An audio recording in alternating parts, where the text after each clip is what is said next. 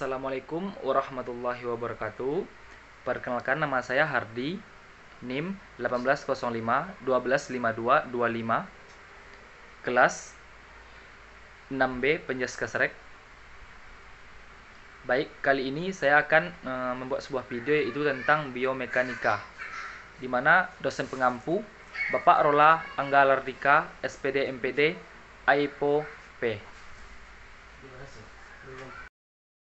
Baik, langsung saja.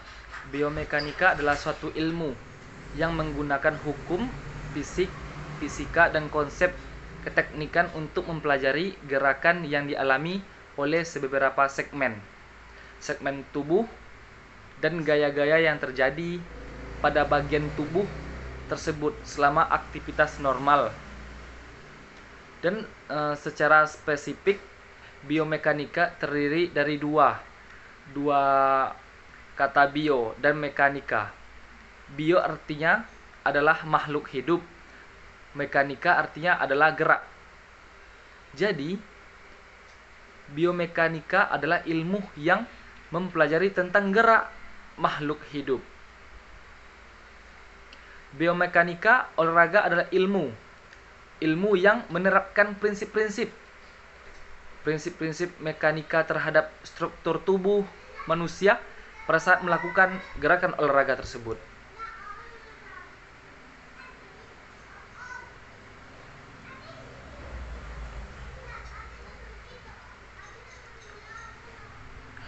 Satu, memberikan dasar ilmu pengetahuan untuk mengambil keputusan berkenaan dengan keterampilan gerak dan gerak dasar pada olahraga.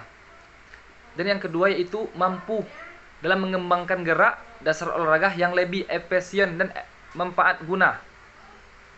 Dan yang ketiga yaitu mengenal karakteristik dan kemampuan untuk mengembangkan kemampuan dan prestasi baik untuk atlet dan pun siswa.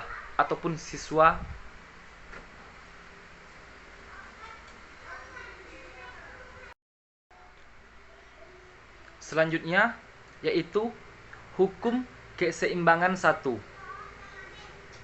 di mana badan selalu dalam keadaan setimbang selama proyeksi titik berat badan kita tersebut jatuh dalam bidang tumpuannya. Yaitu, cobalah berdiri rapat di dinding tembok. Saat kita berdiri, proyeksi titik berat badan jatuh pada tumpuan kaki. Sekarang lanjutkan dengan pembungkukan badan ke depan. Titik berat dalam bergeser ke depan sebab bagian badan pindah ke belakang dan sedikit turun ke bawah sebab tubuh bagian atas turun. Proyeksi titik berat badan akan jatuh di luar tumpuan kaki. Pada posisi ini akan terjatuh. Nah, kalau kita membungkuk ke depan yang bebas, tidak rapat ke dinding, tidak akan terjatuh sebab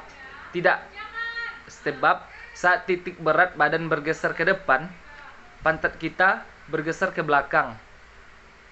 Bergeseran pantat ini menyebabkan proyeksi titik berat badan tetap berada dalam bidang tumpuan kaki. Selanjutnya yaitu hukum keseimbangan 2. Stabilitas berbanding lurus dengan luas bidang tumpuannya. Artinya, makin luas bidang tumpuan, makin besar stabilitasnya. Sebaliknya, makin kecil bidang tumpuannya, makin kecil pula stabilitasnya. Contohnya, cobalah berdiri dengan kedua kaki dibuka selebar 30 cm. Kemudian, buka kaki lebar-lebar lagi menjadi sampai 60 cm.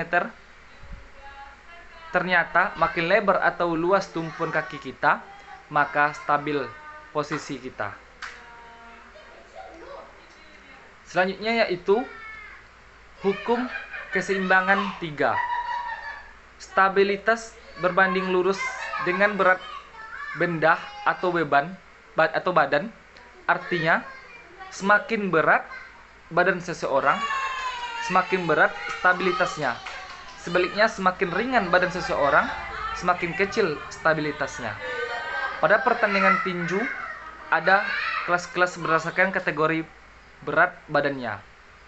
Berat badannya yang sesuai akan sesuai pula stabilitasnya, sehingga tidak akan terjadi kecelakaan yang fatal. Bila salah seorang kalah dalam pertandingan, selanjutnya yaitu hukum keseimbangan 4.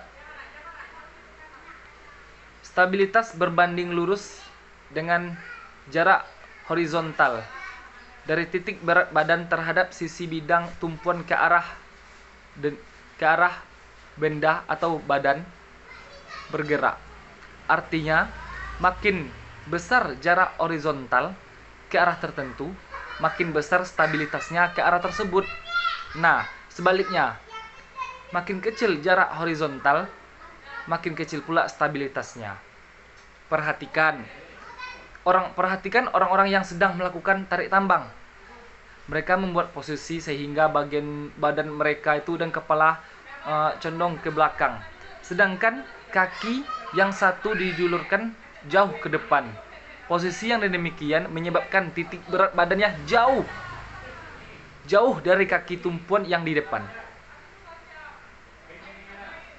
Sebaliknya, perhatikan orang yang saling mendorong.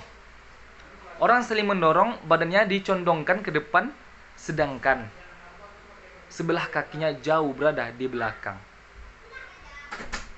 Posisi ini juga menyebabkan titik berat badannya itu jauh dari kaki tumpuan yang di belakang. Contoh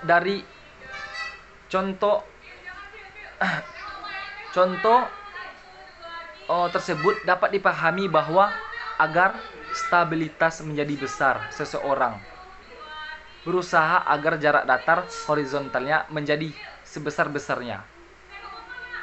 Orang yang saling tarik-tarikan tidak akan mungkin jatuh ke depan. Jadi jarak horizontal ke arah depan harus lurus, harus besar. Sedangkan orang yang saling dorong-mendorong gak mungkin jatuh ke belakang. Jadi jarak horizontal ke arah belakang harus lebih besar. Sebaliknya, orang yang akan lari harus dalam keadaan labil. Contoh lagi, pada permainan softball, pelari yang akan lari ke bas berikutnya, sebelum lari memindahkan berat badannya ke tumpuan kaki yang di depan. Ini berarti titik berat badannya didekatkan ke sisi tumpuan. Jadi gerak horizontalnya itu diperkecil.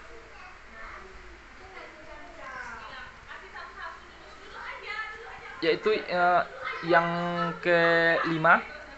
Selanjutnya yang kelima itu hukum kesetimbangan. Yang ini yang terakhir yaitu stabilitas berbanding terbalik dengan jarak vertikal dari titik berat badan terhadap bidang alasnya. Artinya, makin besar jarak vertikalnya, makin kecil stabilitasnya. Sebaliknya, makin kecil jarak vertikalnya, makin besar stabilitasnya. Pertandingan gulat, contoh lagi pertandingan gulat. Lawan yang akan dibalik selalu berusaha agar badannya dapat rapat ke matras, sehingga jarak vertikalnya menjadi sekecil-kecilnya. Jarak vertikal yang kecil berarti stabilitasnya besar. Nah, baiklah, itu tadi video yang dapat saya sampaikan tentang definisi, pengertian, dan penjelasan tentang biomekanika yang diampu oleh dosen saya, yaitu Bapak Rola Anggalardika, SPD, MPD, AIPOP. Lebih dan kurang saya mohon maaf. Wabillahi taufiq hidayah. Wassalamualaikum warahmatullahi wabarakatuh.